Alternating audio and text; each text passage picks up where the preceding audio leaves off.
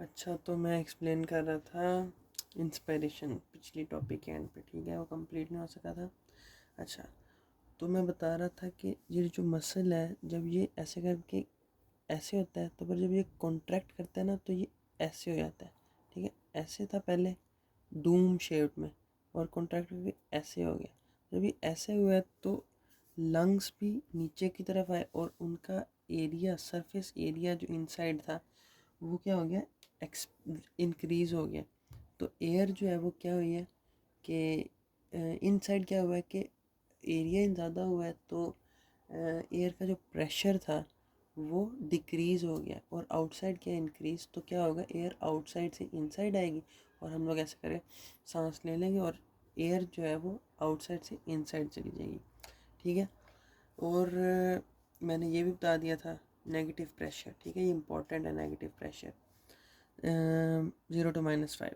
अच्छा, उसके बाद जब एयर इनसाइड जाती है ना, तो क्या होता है कि हमारी जो चेस्ट है ये रेज्ड होती है, ऐसे करके एलिवेटेड। जिस तरह अभी ये सांस लेके देखो, तो हमारी जो चेस्ट है ये क्या हो रही है, एलिवेट हो रही है आगे की तरफ और ऊपर की तरफ। तो ये भी हो गया हमारा, ठीक है, इंस्पिरेशन। उसके बाद एक्सपायरेशन, जो कि क्या, एक्सहेलिंग। इंस्पिरेशन इनहेल, एक्सपिरेशन है एक्सहेल, मतलब कि अब हम लोग एयर बाहर को निकालेंगे। अच्छा, तो इसमें क्या होगा कि वही डायफ्राम जो कि ऐसे था, ठीक है, अब वो डायफ्राम क्या हो जाएगा, ऐसे, अगेन ऐसे करके ऐसे। जब ये ऐसे करके ऐसे होगा, तो ज़ाहिर सी बात है कि जो लंग्स हैं वो, उनकी जो एरिया था वो पहले इंक्रीज़ हो गया था, वो फिर से डिक्रीज़ हो गया। अब ये सेम इसी तरह ही है कि बलून के ऊपर हम लोग प्रेशर डालें, तो अब हम लोग लंग्स के ऊपर भी एक किस्म का प्रेशर डाल रहे हैं। तो एक्सटर्नल प्रेशर जब इस पर डलेगा, तो इनसाइड प्रेशर ज़्यादा हो जाएगा, और आउटसाइड जो एटमॉस्फेयर है वहाँ पे क्या होगा, प्रेशर कम। मतलब इसके अंदर प्रेशर एयर का ज़्यादा है, और एक्सटर्नल हवा में क्या हो गया, प्रेशर कम। तो अब क्या होगा, एयर इनसाइड से आउटसाइड चली जाएगी, और जब इनसाइड से आउटसाइड जाएगी ऑक्सीजन, तो हमारी जो चेस्ट है वो वापस अपनी नॉर्मल पोजीशन में आ जाएगी। ठीक है, रिलैक्स हो जाएगी दोबारा से। पहले क्या था, सांस लो तो चेस्ट ऊपर की तरफ और आउटवर्ड्स, और फिर जब सांस बंद किया तो दोबारा से नॉर्मल कंडीशन। अच्छा, तो ये चीज़ एक याद रखनी है कि लंग्स के इर्द गिर्द हमारी चेस्ट वॉल है। ये क्या, चेस्ट वॉल है, ठीक है, जिसने लंग्स को कवर किया हुआ है। ये हमारी चेस्ट है ना, चारों तरफ से जिसने लंग्स को कवर किया हुआ है। तो चेस्ट वॉल और लंग्स के दरमियान में क्या है, कैविटी, जिसको हम लोग क्या कहते हैं, प्लूरल कैविटी, जिसके अंदर लंग्स एक्सपैंड और फिर से काम ऐसे ऐसे ऐसे ऐसे हो रहे हैं। तो किसके अंदर हो रहे हैं, ये इस प्लूरल कैविटी के अंदर हो रहे हैं। अच्छा, तो इसके बाद हम लोग करेंगे नीमोथोरैक्स। अच्छा, नीमोथोरैक्स जो है ना, ये एक ऐसी कंडीशन है जिसके अंदर, जो मैंने बताया था ना, प्लूरल कैविटी, उसके अंदर कैविटी की बजाय एयर फिल हो जाती है। अब जब एयर फिल हो गई है, तो क्या होगा कि एक्सटर्नली भी प्रेशर लगेगा। यहाँ पे अगर एयर आ जाए, तो जो लंग्स हैं इनको एक्सपैंड करने में मुश्किल होगी। ठीक है, एक्सपैंड करना है ना, अगर इर्द गिर्द कैविटी है, कैविटी मतलब कि कुछ भी नहीं है, तो ये आराम से एक्सपैंड हो सकते हैं। लेकिन अगर इर्द गिर्द एयर आ जाए, तो एयर का प्रेशर होगा, जिस वजह से ये सही से एक्सपैंड नहीं कर पाएंगे, क्योंकि एयर जो है वो क्या कर रही होगी, इस तरह से प्रेशर लगा रही होगी। सही है, अब जब एयर यहाँ से, मतलब हर तरफ से प्रेशर लगा रही है किस पे, लंग्स पे, तो लंग्स सही से क्या नहीं कर पाएंगे, एक्सपैंड नहीं कर पाएंगे। अच्छा, अब ये जो नीमोथोरैक्स है, ये 3 टाइप्स के हैं, ठीक है, ओपन, क्लोज्ड और टेंशन। अच्छा, अब ये तीनों मैं समझाता हूँ कि क्या चीज़ है। सबसे पहले ओपन। अच्छा, अब क्या है, एक बंदे ने खंजर पकड़ा या छुरा पकड़ा, और अगले के ऐसे करके मार दिया ये वक्की में। वक्की पता है ना क्या होती है? ये जो चेस्ट का साइड वाला हिस्सा है, क्या कहूँ उसको मैं, बस चेस्ट, ये चेस्ट सामने की तरफ है, जो साइड वाला इसका पोर्शन है ये वक्की है, ठीक है। तो यहाँ पे किसी ने खंजर मार दिया, तो अब वहाँ पे सुराख हो गया है। और इनसाइड क्या है? लंग्स। लंग्स अगर इफेक्ट नहीं हुए, लेकिन वो रिब्स जो हैं वो उनके दरमियान सुराख हो गया है, तो क्या होगा कि एयर, मतलब ये यहाँ पे सुराख हो गया किस्म का, ठीक है।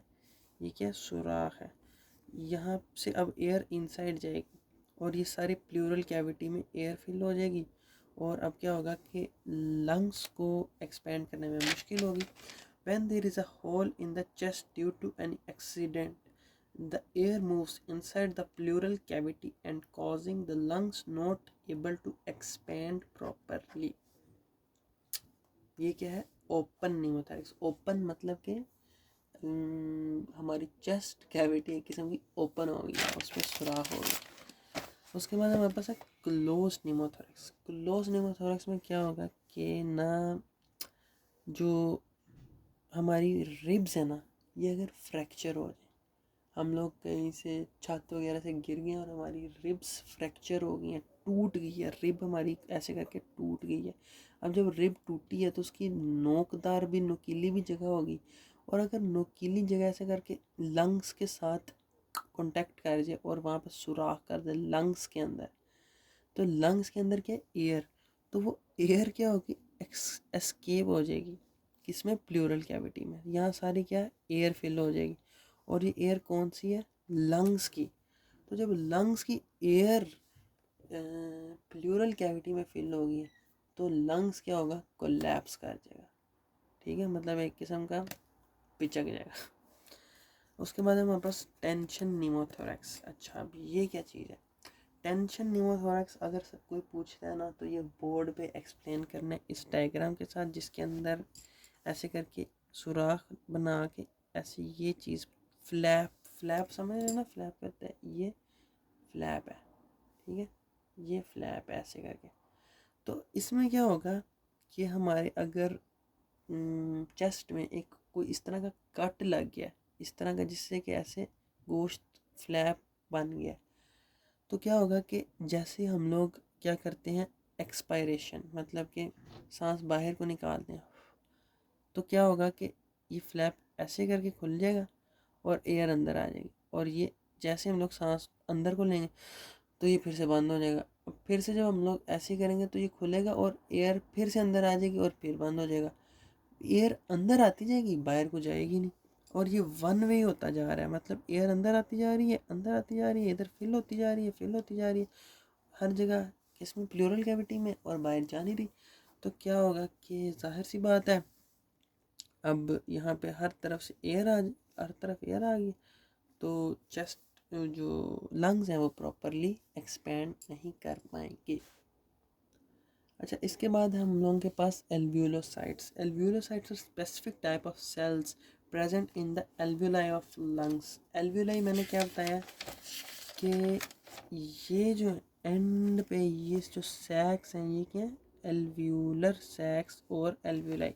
तो एल्व्यूलाई में जो ये एल्व्यूलाई सैक है, ठीक है, एल्व्यूलाई, तो एल्व्यूलाई में जो सेल्स प्रेजेंट है इनको हम लोग क्या कह रहे हैं? एल्व्यूलोसाइट्स।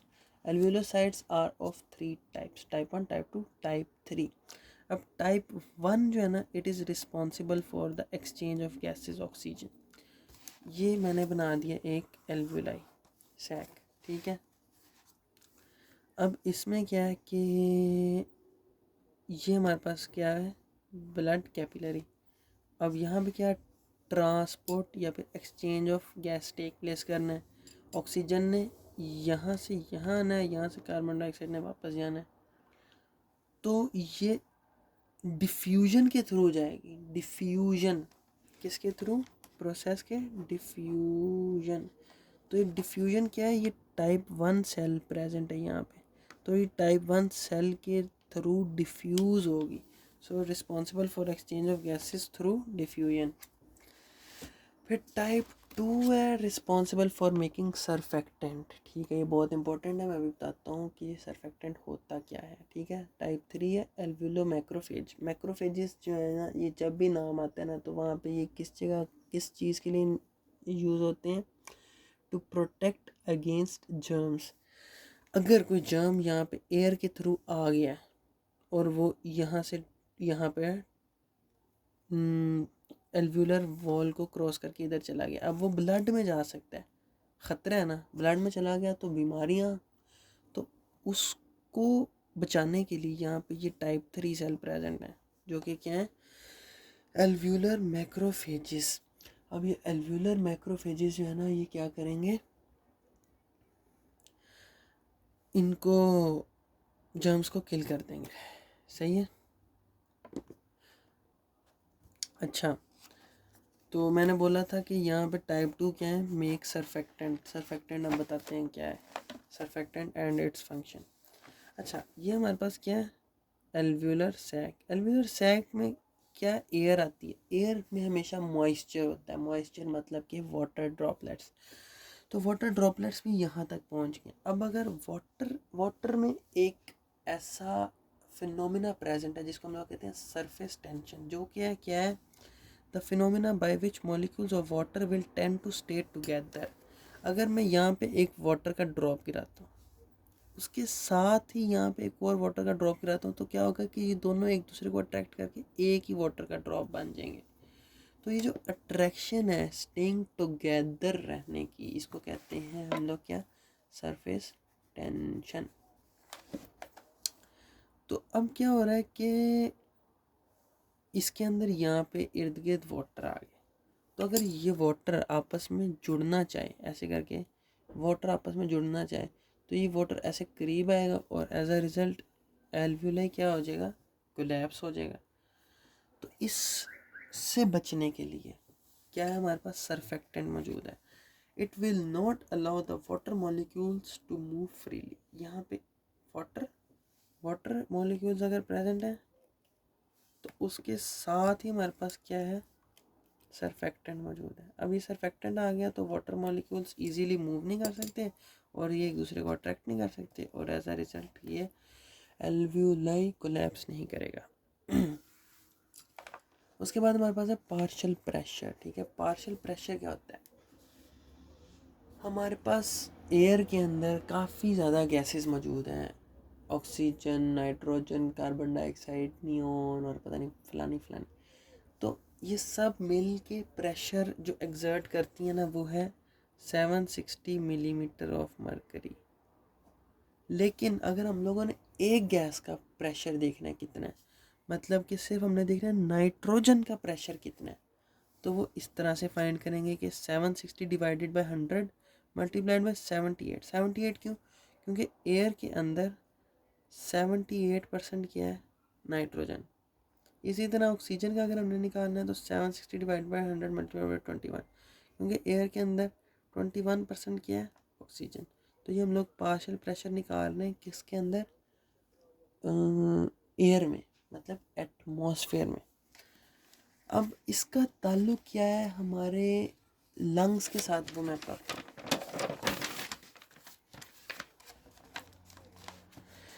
अच्छा, मैंने बताया कि एटमॉस्फेयर में क्या प्रेशर है और लंग्स में, अब मैं बताता हूँ। ऑक्सीजन का एटमॉस्फेयर के अंदर जो पार्शियल प्रेशर है ना, वो है 159.6 मिलीमीटर मरकरी। और ऑक्सीजन का जो पार्शियल प्रेशर लंग्स के अंदर है वो है 100 to 104 मिलीमीटर मरकरी। तो हमेशा एयर हायर प्रेशर से लोअर प्रेशर की तरफ आएगी, तो ऑक्सीजन हमेशा आउटसाइड से इनसाइड द लंग्स आएगी। अब लंग्स में इसका 100 to 104 मिलीमीटर मरकरी है, लेकिन जो ब्लड है, ब्लड कैपिलरीज, उसमें इसका कितना है? 40 मिलीमीटर मरकरी। तो हमेशा ऑक्सीजन जो है ये लंग से किस में जाएगी? ब्लड में।